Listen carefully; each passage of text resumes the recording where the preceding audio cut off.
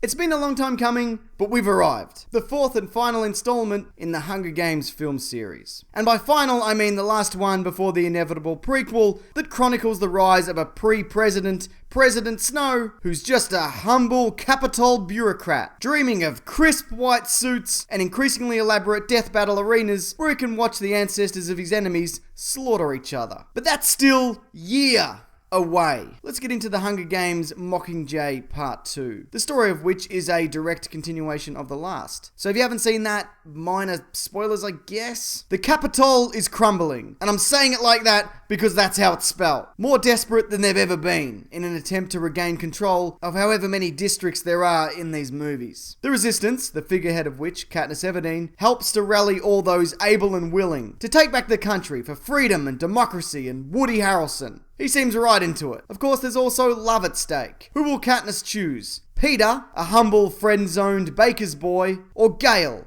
a Hemsworth? Straight up, I like these movies. In many ways, they're stronger than the books, and this one is no exception. The last in the series, many compared to that Harry Potter movie. You know, that one where they camped for 2.5 hours? Which I guess is fairly accurate. Just a lot of sitting in grey bunkers, intercut with whatever footage they got of a sadly departed Philip Seymour Hoffman. That movie, though, it left audiences with a deep hunger for more games. And luckily, this finale does deliver. A satisfying and bittersweet conclusion, which may not make the last one entirely worth sitting through, but they work well enough as companion pieces. At this point, I don't really need to touch on the cast. Everyone's good. Most of them, dare I say it, better than the material that these films are based on. But they never make it feel like it's a chore for them to show up and do this. Unlike the Divergent series, probably. I haven't seen it. Smile, Miles Teller. You're rich and famous.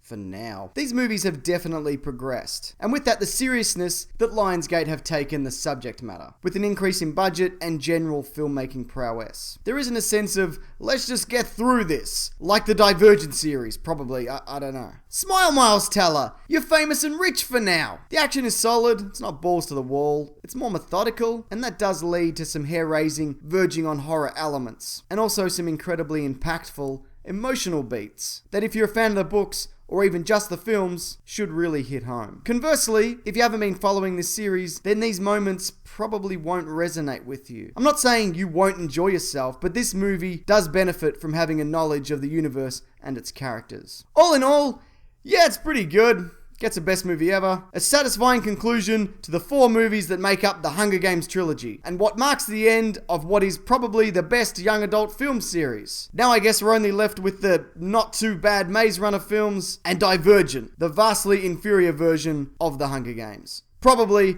I haven't seen it. And smile, Miles Teller. They probably won't make you do another Fantastic Four movie. Thanks everyone. Now if you're interested, I have a podcast. It's called The Weekly Planet, which covers movies and comics and TV shows. I'll link that below, along with a couple of other videos, one of which is over at the Russian Comic Book Geeks channel, and that's part 2 of a motion comic that I provide a terrible American accent for. The rest of it, though, is truly outstanding. But what are your thoughts on Mockingjay Part 2? Or better yet, what are your thoughts on this series in general? If you've got some stuff to say, please feel free to leave that below. Alright, thanks everyone.